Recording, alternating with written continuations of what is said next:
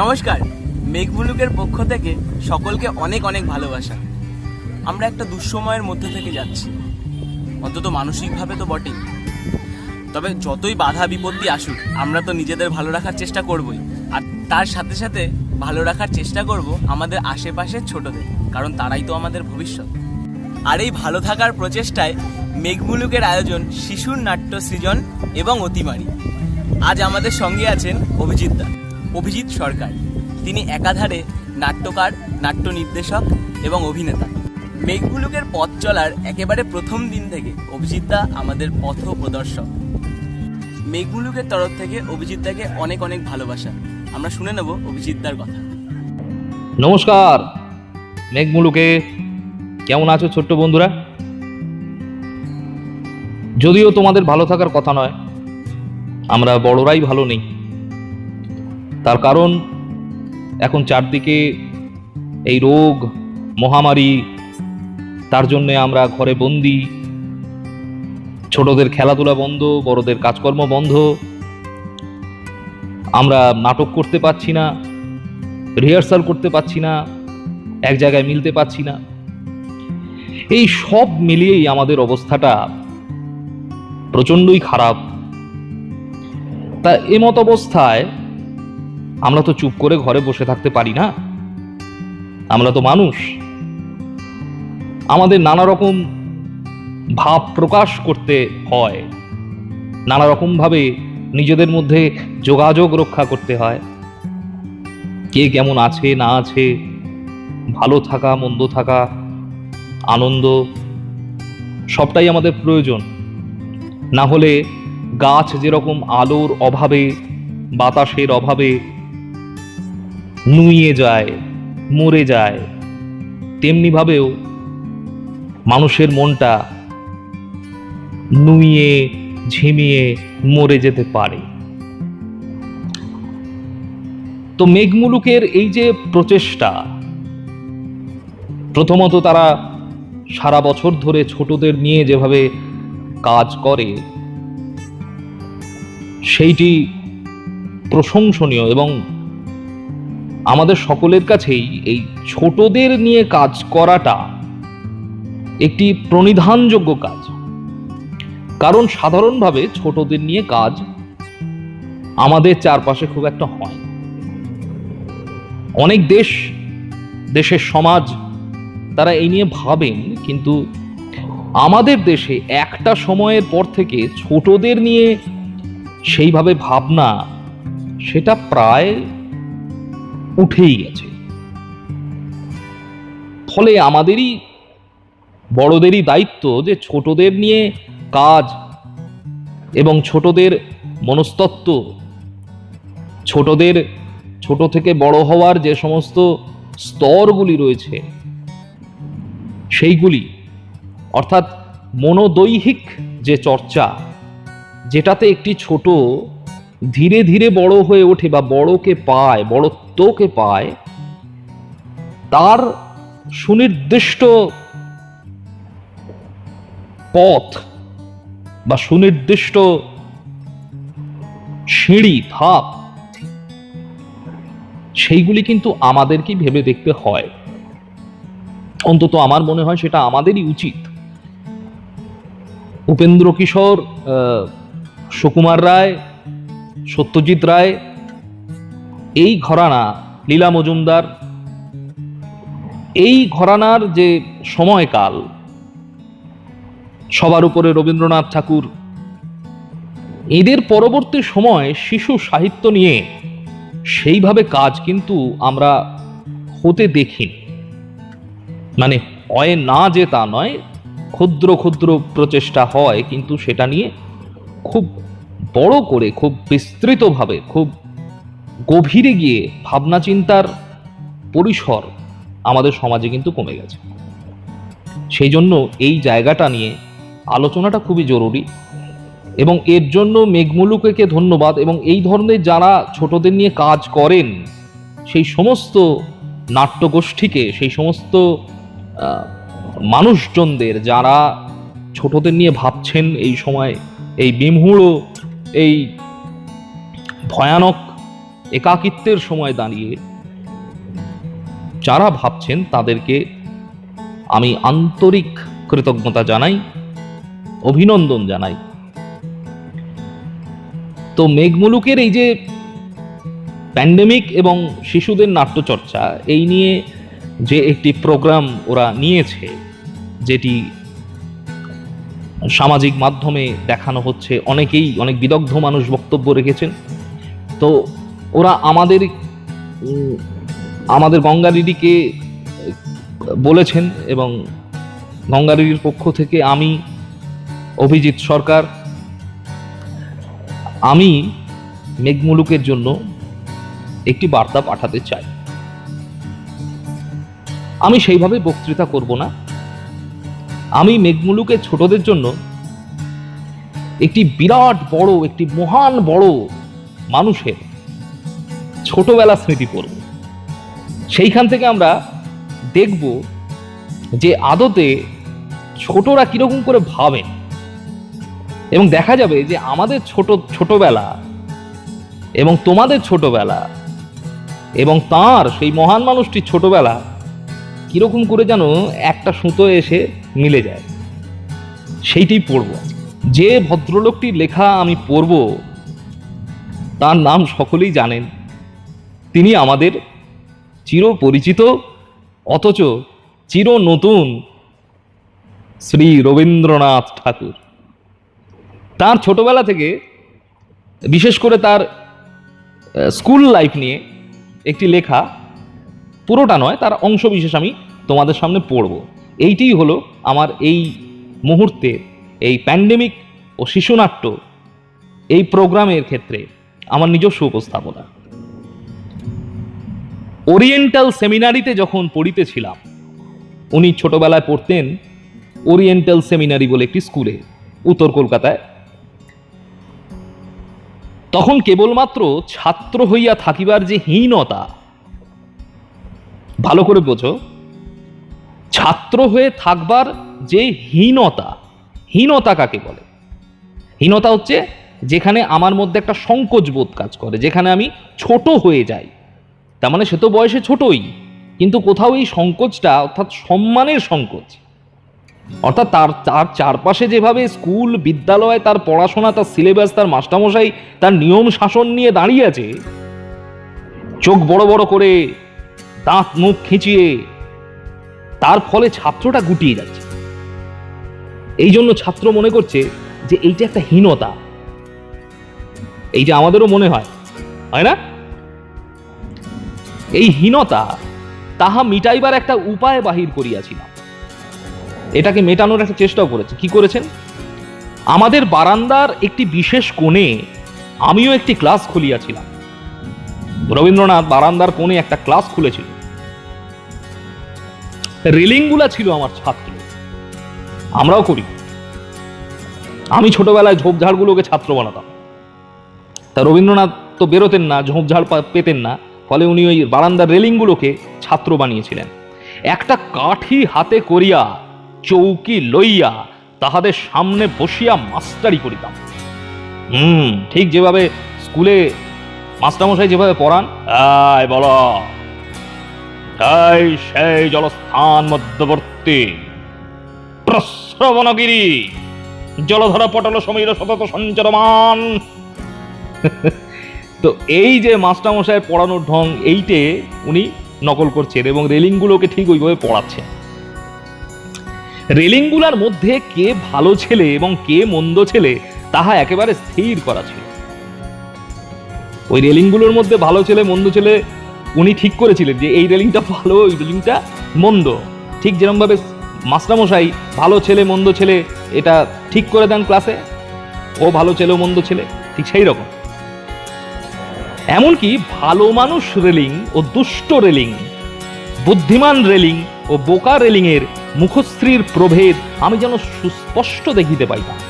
এমনকি রেলিংগুলোর মধ্যে উনি মুখটাও দেখতে পেতেন, যেটা বোকা বোকা, এই রেলিংটা একটু ভালো মানুষ, একটু পাট করে চুল আঁচড়ানো, একটু তেল দিয়ে এসছে, এই জামা কাপড় একটু গুছিয়ে পড়া, এই অবধি বোতাম টানা, এরকম আছে না?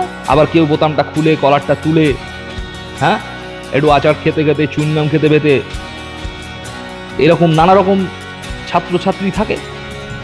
তো রবীন্দ্রনাথ রেলিংগুলোকে সেরকমভাবে দেখছেন।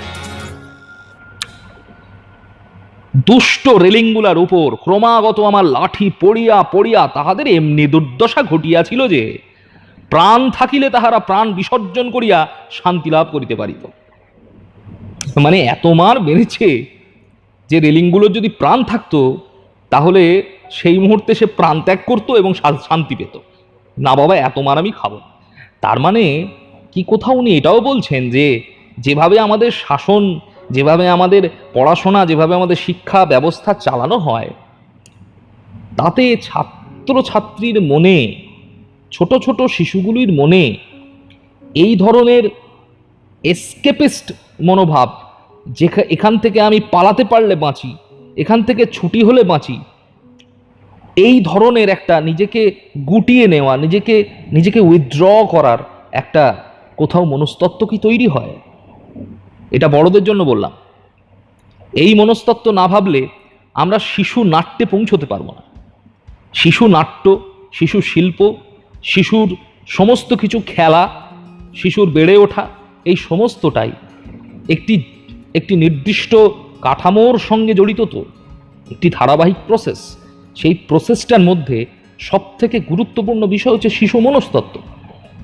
সেই মনস্তাত্ত্বিক দিক থেকে আমরা যদি না বুঝতে পারি যে আদতে ঘটনাগুলো কি হচ্ছে, শিশু কোথায় হীনতা বোধ করছে, কোথায় সে নিজেকে উইথড্র করতে চাইছে, নিষ্কৃতি পেতে চাইছে, ততক্ষণ আমরা এই মূল বিষয়টা আমাদের হস্তগত হবে না এবং আমরা এর থেকে কোনো সমাধান সূত্র বের করে আনতে পারবো না বলে মনে হয়। পরেরটায় যাই। লাঠির চোটে যতই তাহাদের বিকৃতি ঘটিত, ততই তাহাদের উপর রাগ কেবলই বাড়িয়া উঠিত। যতই ওরা মারবেন না করতো, ততই এনার রাগ বেড়ে, বল ঠিক করে বল, ভারতের উত্তর দিকে হিমালয় পর্বত বল। এই যে জোর খাটা, এইটাই তো একটা আমাদের খুব চেনা পরিচিত দৃশ্য, আমরা সকলেই দেখেছি। কি করিলে তাহাদের যে যথেষ্ট শাস্তি হইতে পারে তাহা যেন ভাবিয়া কুলাইতে পারিতাম না। মানে কিভাবে মারবো?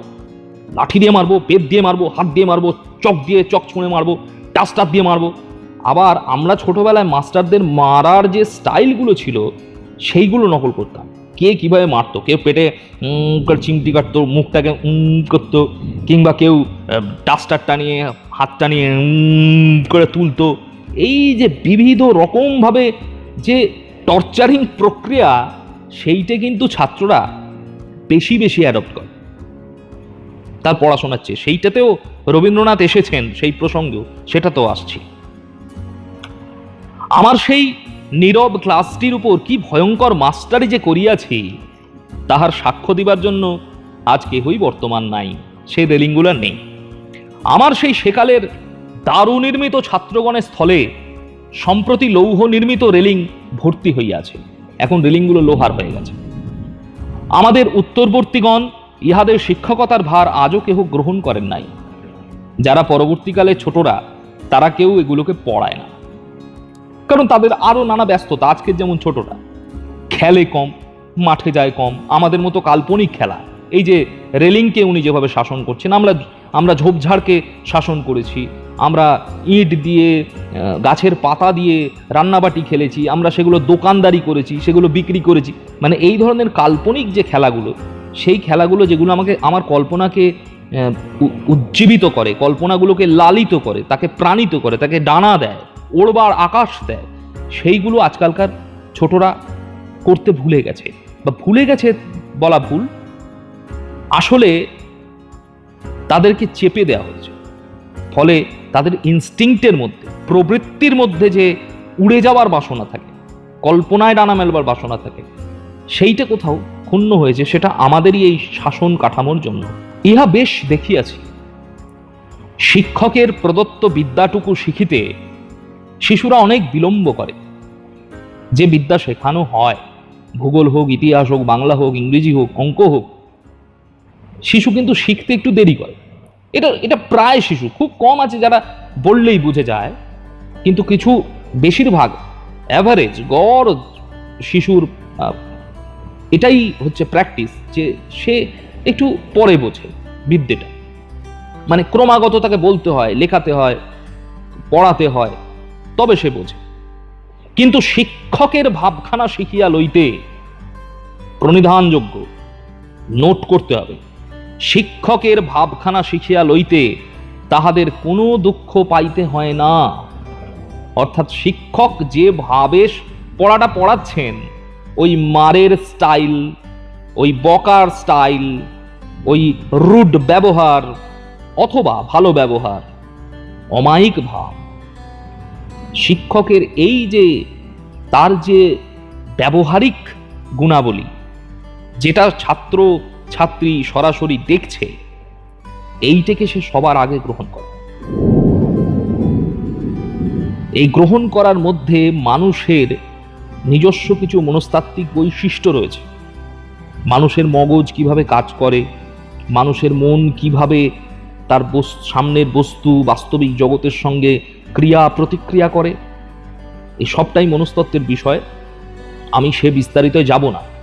কিন্তু এইটে প্রণিধানযোগ্য যে আমরা নিজের জীবন দিয়েও বুঝতে পারি যে আমরা ওই আচার ব্যবহারকে যেভাবে গ্রহণ যত দ্রুত করতে পারি, আমরা ওই বিদ্যেটাকে বা ভেতরের বলা যে তাৎপর্য যেটা বলা হচ্ছে সেই মর্মার্থটায় কম যাই, কারণ ওই ব্যবহারটা আগে আমাকে আড়াল করে। ফলে আমি যখন একটা বিষয় বলবো তখন তার মধ্যে সেই বিষয়ানুগ, অর্থাৎ বিষয়টা ছাত্রের মধ্যে পৌঁছতে গেলে যে রকম ব্যবহার প্রয়োজন, বিহেভিয়ারিজম, সেই ব্যবহার আমাকে তৈরি করতে হবে, সেই ব্যবহার আমাকে শিখতে হবে। সেই জন্যে এইটে একটা দাবি হতে পারে যে শিক্ষক যে ট্রেনিং এর প্রসেস আছে, যেখানে শিক্ষকদের বা হবু শিক্ষকদের শিক্ষকতা শেখানো হয়, সেখানে অভিনেতা নাট্যকর্মী যারা, তারা সেখানে তাদের শেখাতে পারেন যে কিভাবে বিহেভিয়ার, কিভাবে আপনি শেখাবেন, এই পদ্ধতি কি করে আপনি গ্রহণযোগ্য হবেন ছাত্রছাত্রীর কাছে, তার মাপটা কি, মাত্রা কি, বডি ল্যাঙ্গুয়েজ কি, এক্সপ্রেশনস কি, বাচিক কি, আঙ্গিক বাচিক আহার্য সাত্বিক, সবটাই চাই। শিক্ষাদান ব্যাপারের মধ্যে যে সমস্ত অবিচার, অধৈর্য, ক্রোধ, পক্ষপাতপরতা ছিল অন্যান্য শিক্ষণীয় বিষয়ের চেয়ে, সেটা অতি সহজেই আয়ত্ত করিয়া লইয়াছি। অধৈর্য ছিল, যে ধরনের অবিচার ছিল, ক্রোধ, পক্ষপাতপরতা মানে তুই বাইরে ছেলে, এই তোর জামা কাপড় নোংরা, এই তুই খুব ভালো, এই যে একটা অসাম্যের মধ্যে দেখা, বড় ছোটতে তোর বুদ্ধি, তোর ঘটে বুদ্ধি নেই ফতে, একটা পড়া 40 বার করলে বোঝাতে পারিস না, পড়াশোনা করে না, এই যে ডিসক্রিমিনেশন, তুই ভালো তুই খারাপ, এর ফলে যে একটা ইমব্যালেন্স অবস্থা তৈরি হয় ক্লাসের মধ্যে। এবং এগুলো আমরা যখন ছোটদের সঙ্গে ওয়ার্কশপ করতে যাই, কর্মশালায় যাই নাটকে, তখন আমরা এই হীনমন্যতাগুলো বুঝতে পারি। সে কিভাবে রিয়্যাক্ট করছে, গোষ্ঠীর সঙ্গে কেউ গুটিয়ে আছে, কেউ একটু বেশি স্যার এই প্রবণতা, মানে সে আদতে ক্লাসে কিন্তু স্যারেদের কাছ থেকে বেশি অ্যাটেনশন পেয়ে থাকে, এই যে হ্যাবিটগুলো, এবং সে মনে করে এইটে আমার একটা জন্মগত অধিকার, এই অ্যাটেনশনটা আলাদা করে পাওয়া, কারণ আমি বুদ্ধিমান, আমি পড়াটা তাড়াতাড়ি মুখস্থ করতে পারি, আর ও পারে না। কিন্তু এই পড়া মুখস্থ করা এবং না করা বা না পারা, এর মধ্যে হাজারো লক্ষ কোটি রকম কারণ থাকতে পারে। কারণ মানুষের মস্তিষ্ক সব থেকে জটিল জিনিস, তার মধ্যে কোথায় কি কখন তার বেড়ে ওঠা, তার পরিবেশ, তার পরিবার, তার হেরিডিটি, বংশানুক্রম, সমস্তটা ধরে তাকে না নারিশিং করতে হয়, এটা একটা মুখের কথা নয়, এর কোনো বটিকা হয় না, এর কোনো তালিকা হয় না। আদর্শ মানুষ কি করে গড়বেন 1 2 3 4 5 6 7 8 9 10 হতে পারে না। প্রতিটা মানুষের ক্ষেত্রে আদর্শ মানুষ হওয়ার সংজ্ঞাটাই আলাদা। সেই কারণে আইনস্টাইন বলেছিলেন যে একটি মাছকে, মাছ তো জলচর প্রাণী, তাকে যদি গাছে ওঠার বিদ্যা দিয়ে মাপেন যে মাছটা গাছে উঠতে পারে কি, তাহলে মাছটা চিরকালই ফেল করবে। কারণ মাছটার গঠন প্রকৃতিতেই নেই গাছে ওঠা, ও তো জলের প্রাণী।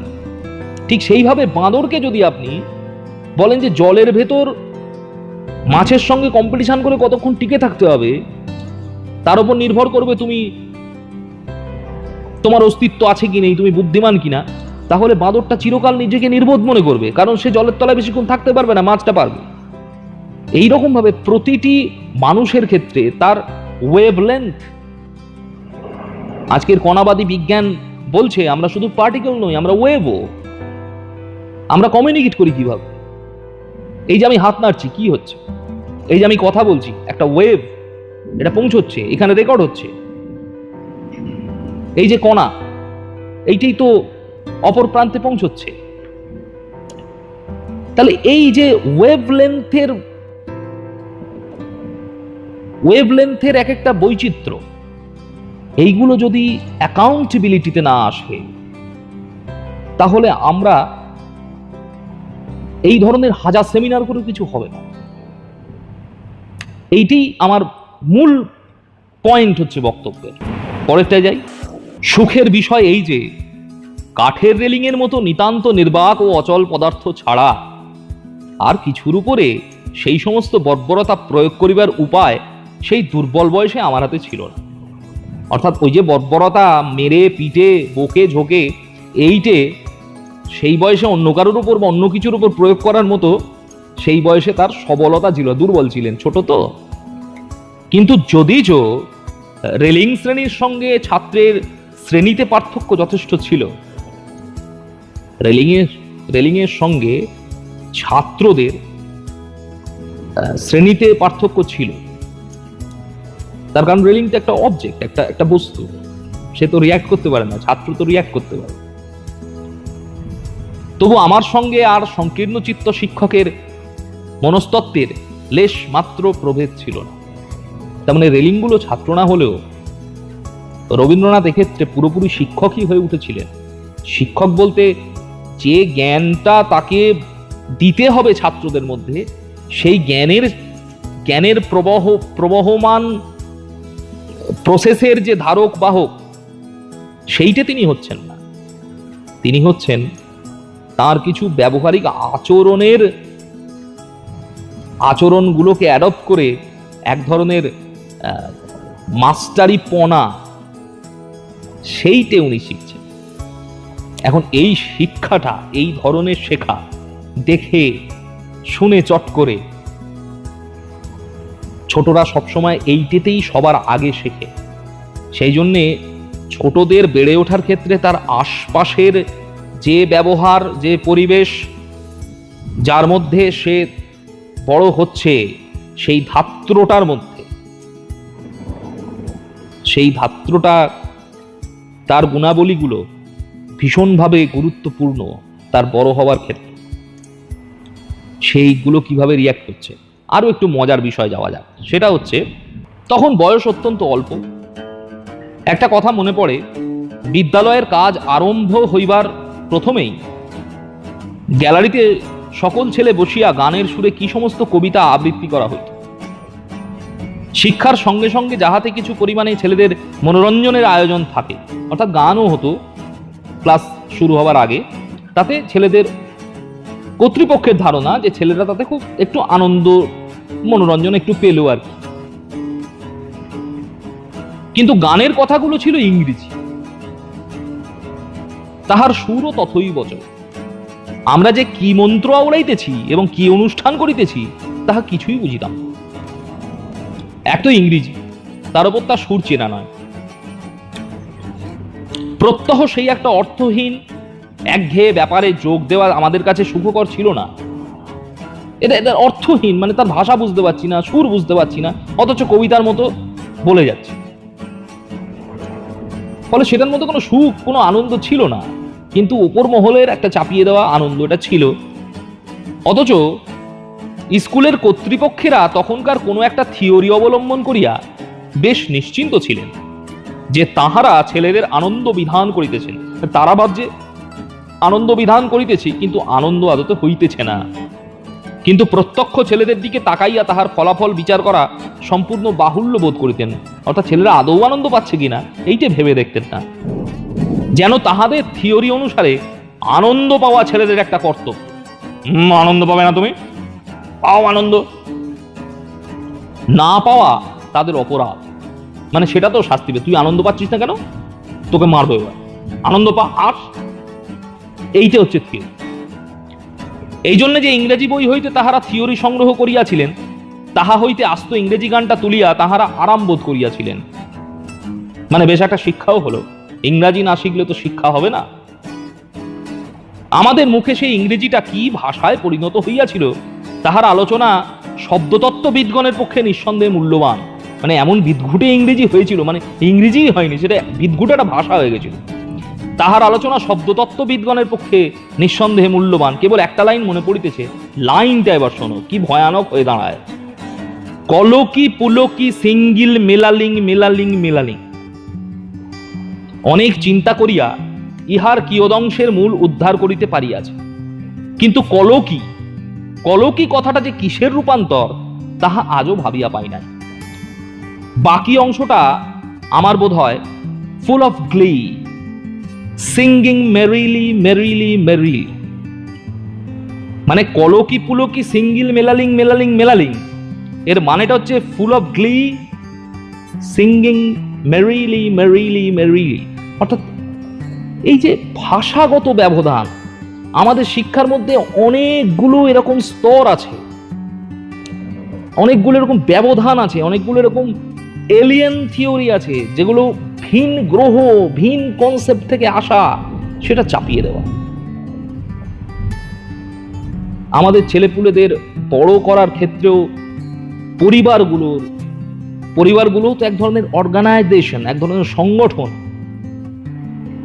তারা যেভাবে ছেলেকে মেয়েকে যেভাবে মানুষ করার স্বপ্ন দেখেন, সেই স্বপ্নটাও কি স্বতঃস্ফূর্ত? সেইটাও কি একটা ফ্রেম দিয়ে বানানো নয়? মানে এটা কোথাও থেকে দেখা একটা মডেল নয়, সিনেমায় সিরিয়ালে বা শোনা বা ওইটে ভালো এই ধরনের সাজেশন থেকে একটা নিজের মনে মনে নির্মিত একটা মডেল নয়। সেইখানে আমার ছেলে ফিট করতে হবে, সেইখানে আমার মেয়েকে ফিট করতে হবে। তবু এক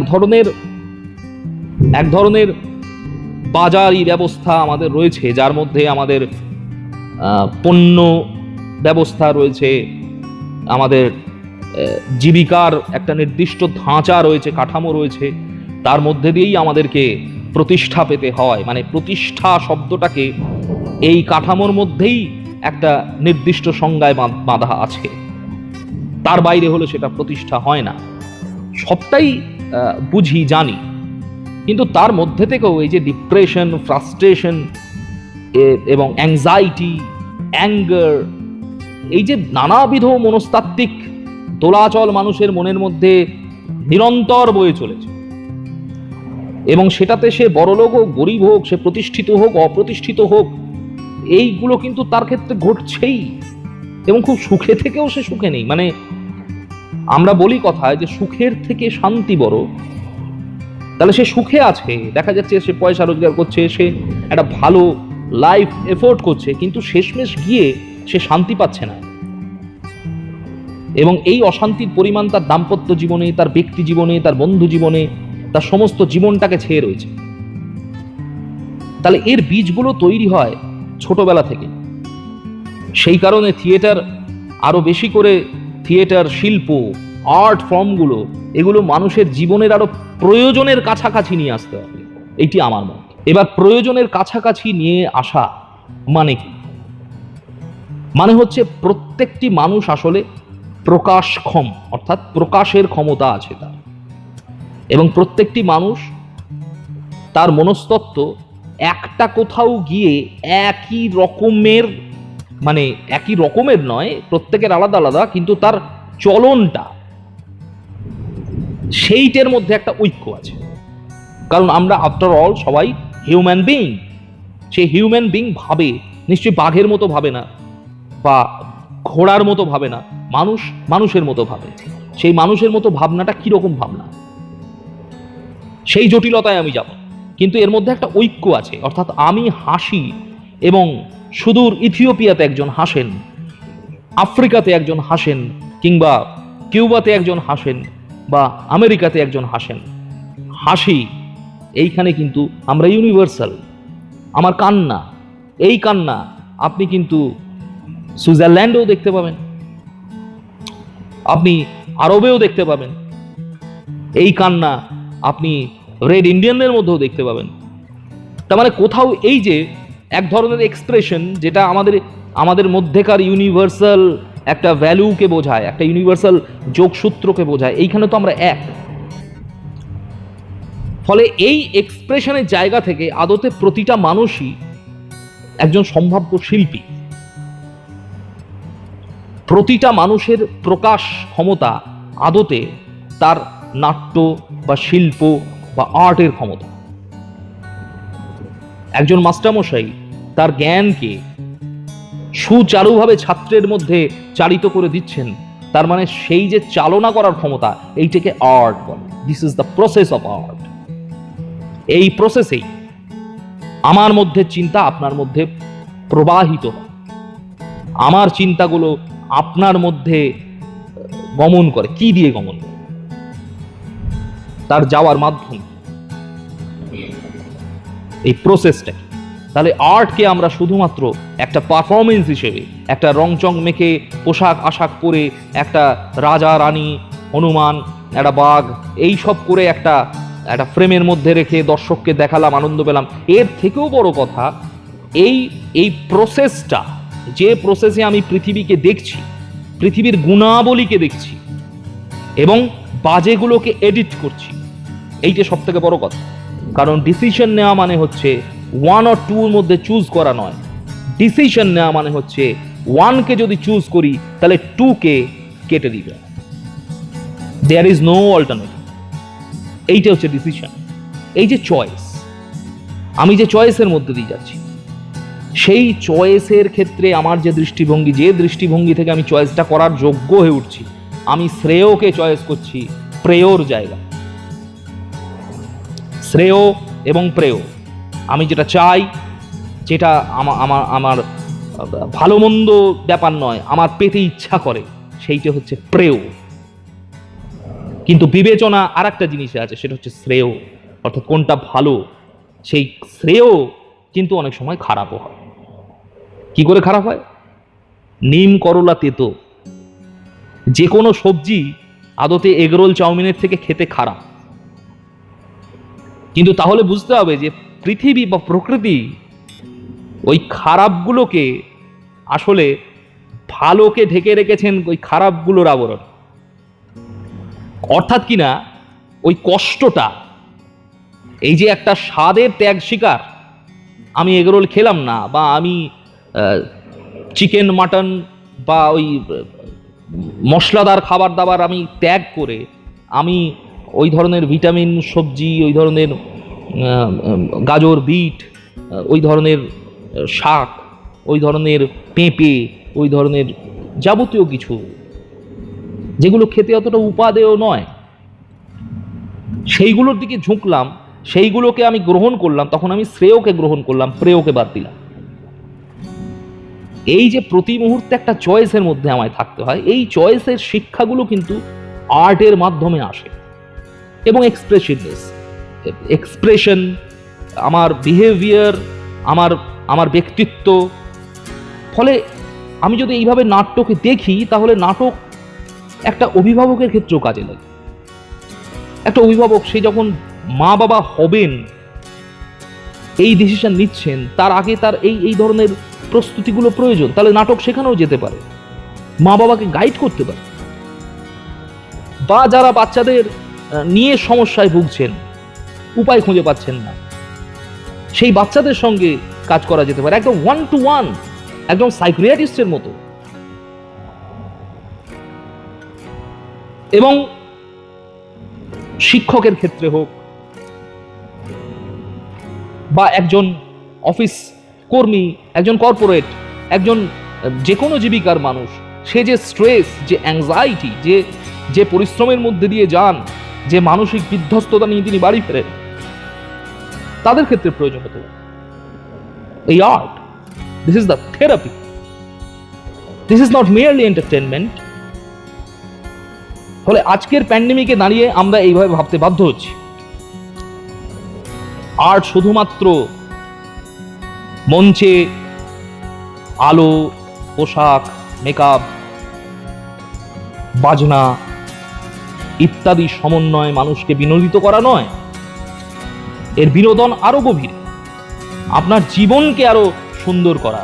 আপনি জীবনে কি কি শ্রেয়কে চয়েস করবেন, প্রেয়কে বাদ দেবেন, এই এডিট কি করে করবেন, সেইটি ঠিক মেডিটেশনের মতো, সেইটি ঠিক এক্সারসাইজের মতো, যেভাবে ব্যায়াম করতে হয়, যেভাবে ডায়েট করতে হয়, সেইভাবে আমাদের আর্টের মধ্যে কিন্তু এই খাদ্যের বিষয়ও আছে। চতুষ্ষষ্ঠী কলা বলে 64 রকমের আর্ট হয় ভারতবর্ষীয় শাস্ত্রে। তাহলে সেই সমস্ত 64খানা আর্ট ফর্ম, যেখানে বিছানা সাজানো থেকে ফুলের মালা তৈরি করা, সেখানে চুল বাঁধা থেকে রান্না করা, সবটাই আর্ট। তার মানে আর্টকে আমি আর সূক্ষ্ম ফ্রেমে, একটা নির্দিষ্ট ক্ষুদ্র ফ্রেমে ধরতে রাজি নই। আমাকে যদি প্যান্ডেমিক পরবর্তীকালের, প্যান্ডেমিক উত্তর সময়কালের থিয়েটার বা আর্ট বা শিল্পকে বিচার করতে হয়, তাহলে মানুষের আরো জীবনের নিবিড়তা, সংলগ্নতায় যেতে হবে, আরো বেশি ফলপ্রসূভাবে তার জীবনের ক্ষেত্রে একটা জীবন দর্শন নির্মাণের জায়গায় আর্টকে পৌঁছতে হবে। এইটাই হচ্ছে এই মুহূর্তে দাঁড়িয়ে আমার মতামত, আমার ক্ষুদ্র বুদ্ধিমতে যতটুকু মনে হলো আমি বললাম। ছোটরা ভালো থেকো, আশা হারিও না, আমরা আবার মিলিত হব, আবার একসঙ্গে হই হুল্লোড় করবো, অনেক খেলা হবে, অনেক ওয়ার্কশপ হবে, ছবি আঁকা হবে, হই হুল্লোড় হবে, পিকনিক হবে। ততদিন শুধু একটু মনের জোর রেখো এবং এই ধরনের যে কাজগুলো তোমরা করছো, ঘরে বসে বসেই করছো, যে ধরনের কাজ আমরা এর আগেও তোমাদের থেকে দেখেছি, সেইগুলো সেরকম কাজ করতে থেকো, আমাদের আনন্দিত করো। আর অবশ্যই হাত বারে বারে ধোবে এবং পারলে স্যানিটাইজ করবে, এবং বাইরে বেরোনোর ক্ষেত্রে পারলে বাইরে বেরিয়েও না, যতটুকু বেরোবে মাস্ক, গ্লাভস, এই ধরনের জিনিসগুলো যেগুলো ব্যবহার করতে বলা হচ্ছে বারবার, সেগুলো ব্যবহার করবে। ভালো থেকো ছোটরা।